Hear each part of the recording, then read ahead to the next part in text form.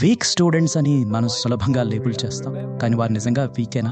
చాలా సందర్భాల్లో వారు ఏదైనా న్యూరలాజికల్ లేదా మానసిక సమస్యతో బాధపడుతూ ఉండొచ్చు. సమయానికి సరైన సహాయం అందకపోవడం కూడా ఒక కారణం. కొంతమంది పిల్లల వర్కింగ్ మెమరీ పరిమితంగా ఉంటుంది. 5 చదివేలోపే 1 మర్చిపోతారు. 2 అక్షరాల పదం చదివినా వెంటనే మర్చిపోతారు. వారి ప్రాసెసింగ్ వేగం నెమ్మదిగా ఉంటుంది.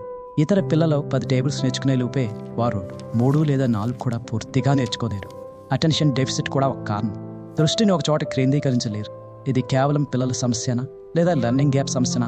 మొదటి తరగతిలో బేసిక్స్ సరిగ్గా నేర్చుకోకపోతే 5వ తరగతికి వచ్చేసరికి వారిని వీక్ అని పిలవడం సరైనదా? పిల్లలను లేబుల్ చేయడం కాదు, వారిని అర్థం చేసుకోవడం ముఖ్యం. ఎందుకంటే ప్రతి పిల్లవాళ్ళు సామర్థ్యం ఉంది.